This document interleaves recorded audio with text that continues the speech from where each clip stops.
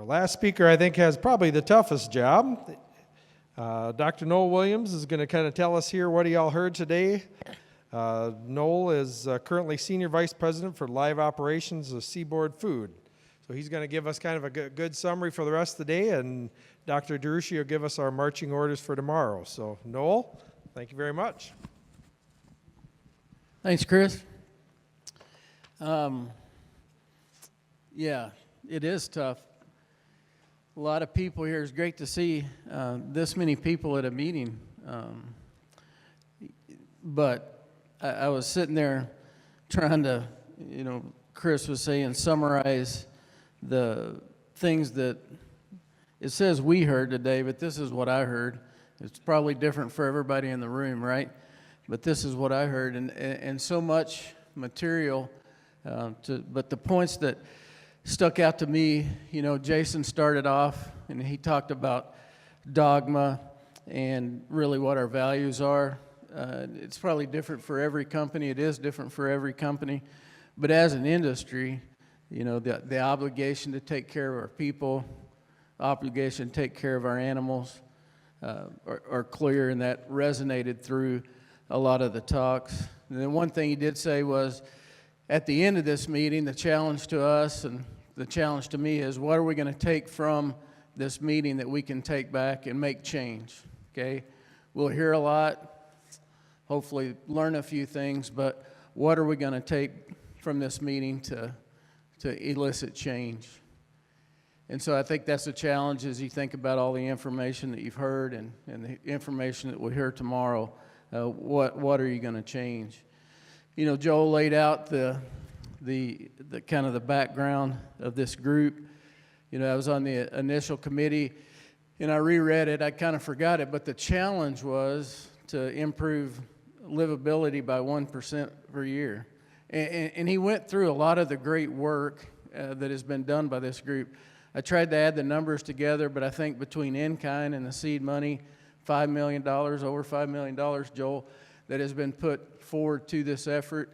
He showed a lot of the graduate students that work for a lot of them are here.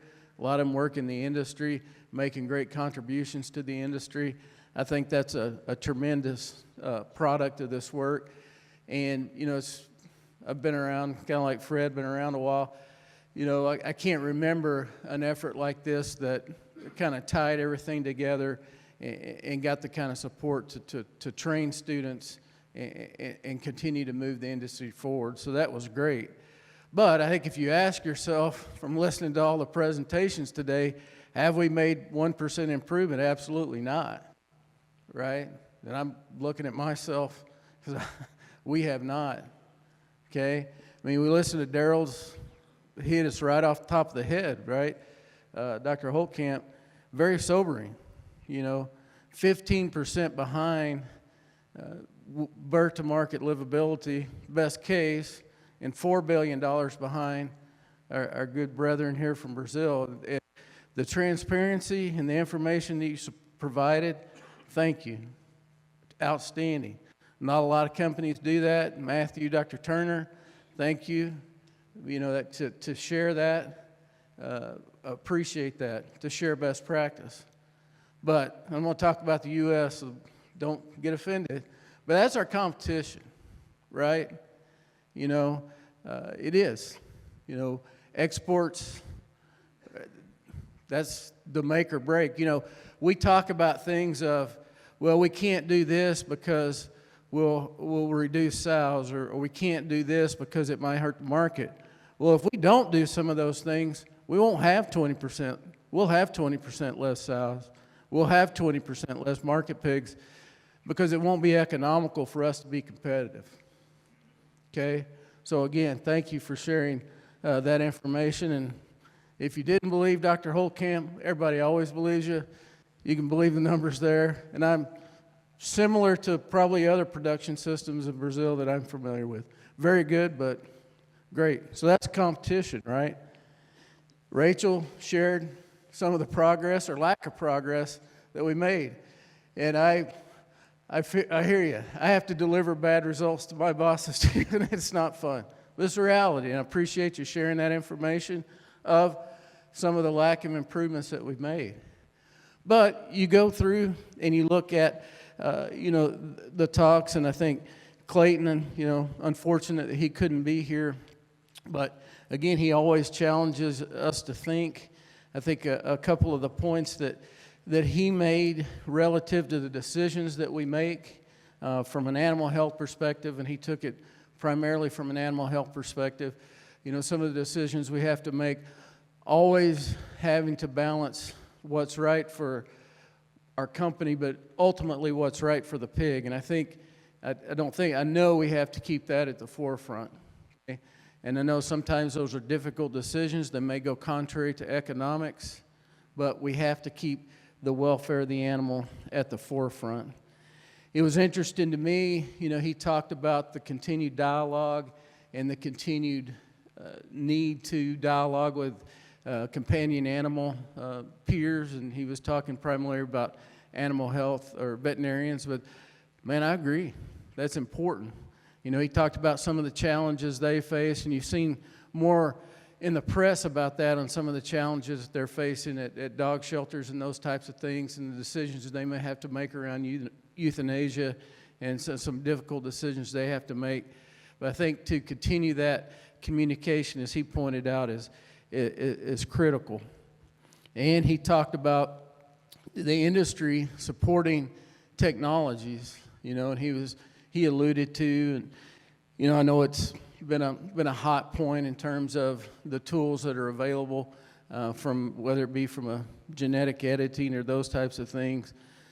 But I think his point was, and he's not here, he may say something different, but the point I took was, typically as an industry, when we are all supportive, we can move things forward. When we're fragmented and have different ideas about it, we typically don't make progress. So that's the way I took it, and something to think about when it comes to whatever technology that might be or whatever technique that might be. That's the point that I took from him. But the advocacy of those, very important. We switched gears a little bit, and Danielle and Edison, excellent. The tools that they've done from a technology standpoint, and the machine learning, the data training, continue to move forward. I was interested, when people did the Wordle about what's preventing us from doing that. Does anybody remember what the biggest word was? People, right? And to me, I didn't know how to take that. Yeah, we got to get people into a farm, but sometimes the connotation is that people are our biggest barrier because they don't do what we tell them. The way I took that is, what are the things that I've done or haven't done for them that haven't allowed them to do the things that I wanted to do? You were talking there at the end, Diane, about, giving them the right tools, right? And to me, that the things that I haven't done to make it easy enough for them to do what we want them to do, right? And so many times when I think about people, and, it's well, there was a failure. Well, that's my failure, because I didn't either, one, explain it to them well enough, I didn't train them well enough, I didn't give them the right tools, the right equipment, the right building, or the right facility. And I think that is a continued challenge that I have, and I think we have as leaders, is to give the people the right tools, the right processes, and the best of their ability to get it done. Because I guarantee you, I've never had a caretaker that said, I want to carry PERS into this farm, or I want to carry PD into this farm, because they've had to carry all the dead animals out the back end. So continue to challenge yourself, and that's one of the points that came to me when they were talking about people. The individual sow care, Alex, I used to work with Alex, and I was really disappointed that typically when he'd come into meetings, he would have gone to the thrift store at Ames and got an old retro Iowa State jersey. I mean, he and usually a headband.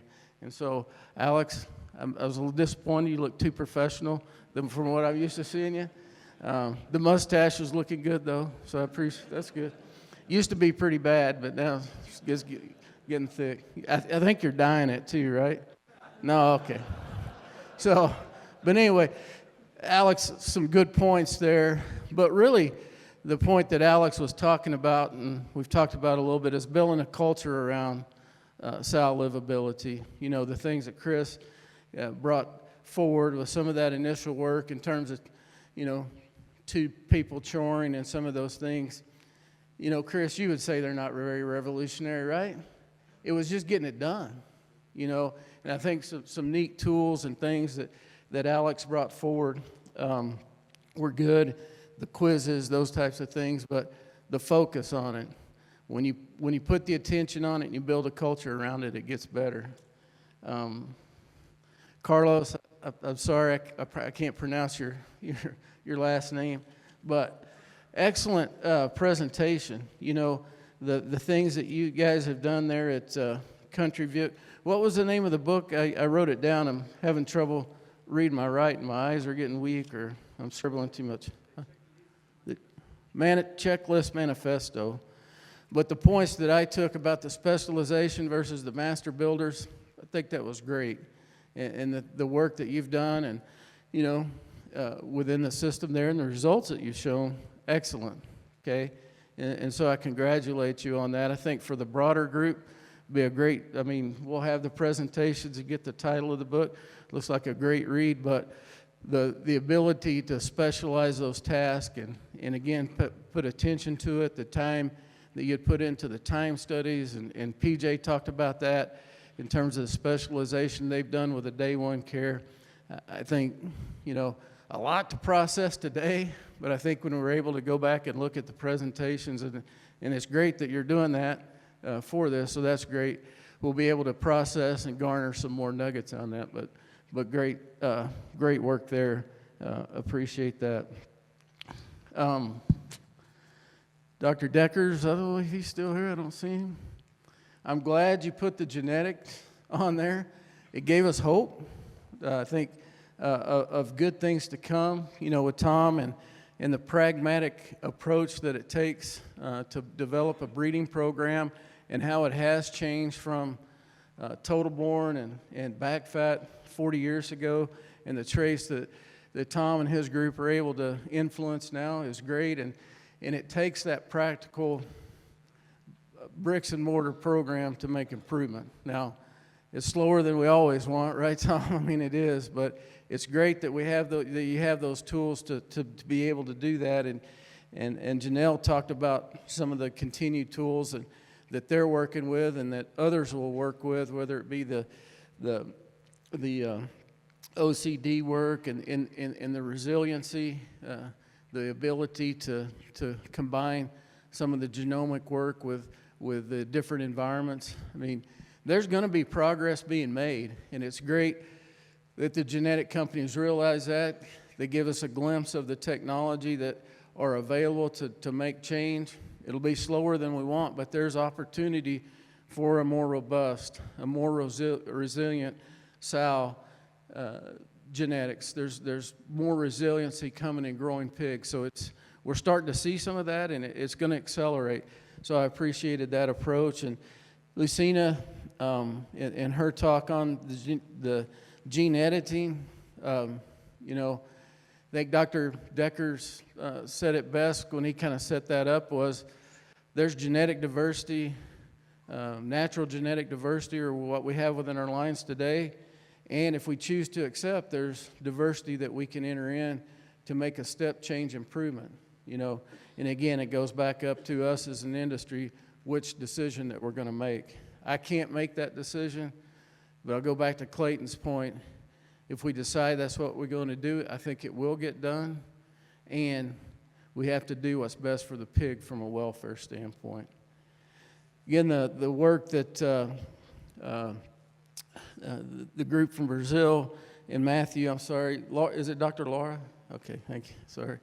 I tried to write it phonetically and I can't read my writing, but I appreciate the transparency. Matthew, appreciate the transparency. You know, I was talking to him out in the hall. I don't know if Matthew's still here. Oh, there he is. And I said, man, that was sobering. He said, it's embarrassing, the difference. Right, Matthew? And, you think we got to listen to it once a day. He says he has to listen to it once a week from his boss. So, but it's embarrassing. But the one thing that's great about this industry is we've always responded to challenges, okay? And that's why we're here today. That's why we're listening. That's why we do the research. That's why this group is together, is to continue to learn and respond to those challenges. Yeah, it is sobering, but we have a lot of opportunity, and that's the task in front of us. The success stories, PJ, man, I wish I had your energy just to keep up with you, bud, you know. But the specialization that you're bringing, I think the thing that always impresses me the most when I listen to you talk, outside of whatever kind of kicks or shoes you got on, is just the focus, and you can tell what you do on the farm and the impact that you have on the farm. I mean, you make change and you make improvements. So I appreciate that very much. And when I can slow it down to like 1x speed, when I listen to the presentation, I'm sure I'll be able to garner some things there. But I got a little bit of it, but you got to slow it down a little bit. Fred, man, it's great to see. Usually when they talk about technology adaptation, they don't have guys our age do it, Fred. Where's Fred? So thank you. Yeah, and it's a little bit different for every system, but it's cool to see what Fred and the diecast group is doing there. And it's just a glimpse of what to come, but it's exciting to see what they've done and what they're going to implement. Hyatt, man, awesome. That's good stuff.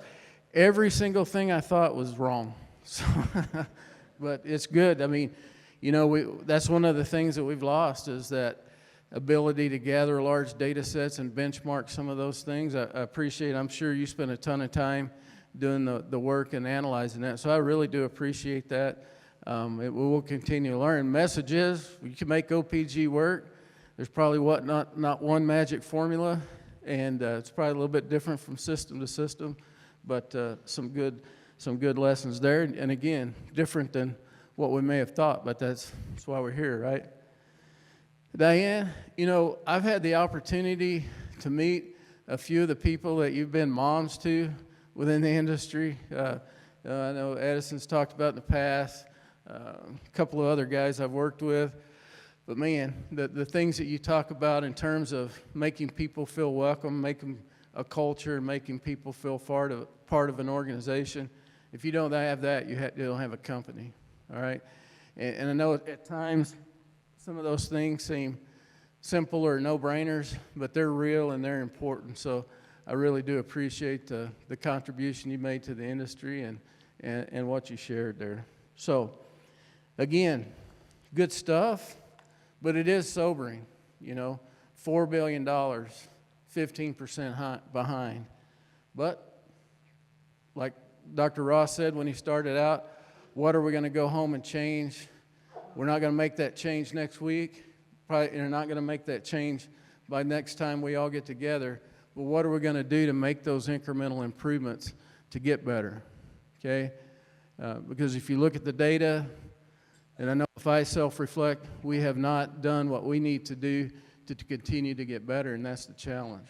So I'm going to wrap it up there. Joel, turn it over. I appreciate and it is a hard job. It's probably the last time I do it, Joel. It's too hard.